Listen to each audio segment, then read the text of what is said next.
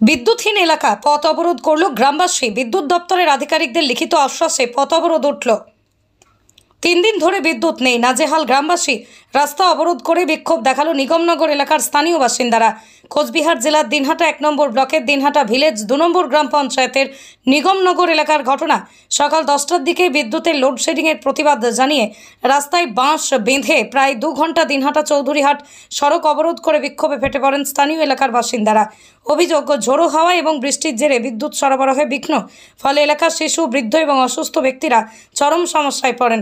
সবথেকে বড় সমস্যা নিগমনগর এলাকায় জনস্বাস্থ্য কারিগরি দপ্তরের পানীয় জলের পাম্প রয়েছে, সেটি মূলত 2 দিন ধরে বন্ধ। ফলে দিনহাটা ভিলেজ 2 গ্রামের সম্পূর্ণ এলাকা, এছাড়া দিনহাটা ভিলেজ 1 গ্রাম, কিসমত 10 গ্রাম এবং বড় শাকদল গ্রাম পঞ্চায়েতের বিস্তীর্ণ এলাকায় মানুষ এই পানীয় জলের উপর নির্ভর করে। ফলে পানীয় জলের একটা হাহাকার দেখা যায়।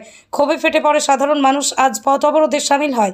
কিছুক্ষণ পর দিনহাটা থানার পুলিশ এসে সাধারণ মানুষের সাথে কথা বলার পর পথ অবরোধ উঠে যায় এবং তারপরে বিদ্যুৎ দপ্তরের আধিকারিকরা সাধারণ মানুষের সাথে কথা বলে এবং লিখিত দেন দিনহাটা শহরে যদি বিদ্যুৎ থাকে তাহলে নিগমনগর এলাকাতেও বিদ্যুৎ সরবরাহ থাকবে। তারপরে সাধারণ মানুষ শান্ত হয় এবং সম্পূর্ণরূপে পথ অবরোধ উঠে যায়। আপনার বাইক কেনার স্বপ্ন এবার হবে পূরণ, কারণ আমান হোন্ডা নিয়ে এসেছে একেবারে স্বল্প ডাউন পেমেন্টে বাইক বা স্কুটার কেনার সুবর্ণ সুযোগ। বিনা অ্যাকাউন্ট, লো সিভিল, ন্যূনতম ডকুমেন্টে আজই নিয়ে যান স্বপ্নের বাইক আপনার বাড়িতে। অতিরিক্ত ছাড় পেতে আজই যোগাযোগ করুন বামনহাট আমান হোন্ডা শোরুমে। শর্তাবলী প্রযোজ্য। যোগাযোগ করুন 9002805414। কি ঘটনা হচ্ছে প্রায় বিগত আজকে 4-5 দিন থেকে লাইনে খুব সমস্যা। হ্যাঁ, লাইন আমরা ঠিক মতন পাচ্ছি না, কোনো নাই, সেরকম নাই ঝড়, সেরকম নাই কোনো বৃষ্টি। সন্ধ্যাবেলা হলে বৃষ্টি একটু ফোঁটা পড়লে পরেই লাইনটাকে ড্রপ করে রেখে দেয়। সারাক্ষণ লাইন নেই। কালকে 5:30 সারাদিন লাইন ছিল না, 5:30 সোয়া 5টার সময় লাইন চাপাইছে। চাপানোর পর লাইনটা আধা ঘন্টা কি 1 ঘন্টা স্টে করার পরে সন্ধ্যাবেলা হালকা একটু বৃষ্টি হলো কি না হলো, লাইনটাকে বন্ধ করে দিল। লাইন আর নাই। সে আবার 1-1.5 ঘন্টা পরে লাইন চাপালো সেই 8:30টার দিকে। সেই আসার পরে সেই 10টার দিকে এই যে লাইন চলে গেছে কালকে রাত্রি, এখনও অবধি লাইন নেই। তো এরকম যদি বিগত আজকে 4-5 দিন 6 দিন ধরে এরকম লাইনটা যদি চলে থাকে, আমরা ব্যবসা করবো কী করে, খাবো কী করে? নাই জল তুলতে পারতেছি না, ট্যাঙ্কিতে জল নাই, মানুষের অসুবিধা। এর জন্য আজকে এই বিষয়টা আমরা আজকে এই রাস্তা অবরোধ করা হলো। এতে সাহেব আসবে, সাহেবের সঙ্গে আমরা কথা বলবো। তারপরে সাহেবের সঙ্গে অনেক আমাদের কথা আছে, অনেক লাইনটাকে আমাদের ফ্রেশ করতে হবে। যদি ফ্রেশ না করতে পারে আমরা এই পথ অবরোধ তুলব না, যতক্ষণ অবধি না করবে। এই হলো আমাদের দাবি। নাম নাম নাম সুবলাদিত্য।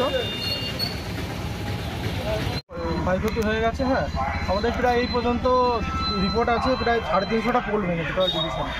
যে দিনহাটা যত লোক আছে সবাইকে নামানো আছে, যত এজেন্সি আছে। তো ইলেকট্রিক্যাল কাজ তো এবার আনস্কিল কাউকে করানো যায় না, তাহলে অ্যাক্সিডেন্ট ঘটে যেতে পারে। যে টিমটা আপনারা ছাড়লেন না, ওটা কুচবিহার থেকে চেয়ে আনা হয়েছে। লাস্ট 3 দিন ধরে ওরা আসবে সিস্টেম ঠিক করার জন্য। আমরা আশা রাখছি যে আজকে আমরা পুরো সিস্টেমটা যাতে ঠিক করতে পারি। এখানে কি সমস্যা করবেন? এখানে কি সমস্যা হয়েছিল? এখানে যে সমস্যা হলো যে এনাদের একটা দাবি ছিল যে এনাদের যাতে টাউনের সমান পাওয়ার এনারা পান, সেই দাবি আমরা রাখবো। সেই কথাগুলো ওনারা সবাই মেনেছেন। স্যার, আপনার নাম? দীপঙ্কর ইলেকট্রিক কাজের জন্য ইলেকট্রিক লাইন ঠিক মতো হচ্ছে না, সেই জন্যই আমাদের পথ অবরোধ করা হচ্ছে।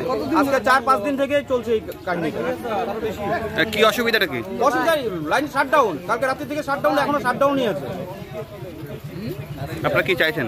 আমরা চাচ্ছি যে আমরা ফোন করা সত্ত্বেও আমাদের মোবাইলটাকে রিসিভ করছে না, কোনো সময় করছে তো পরবর্তী সুইচ অফ করে রাখছে।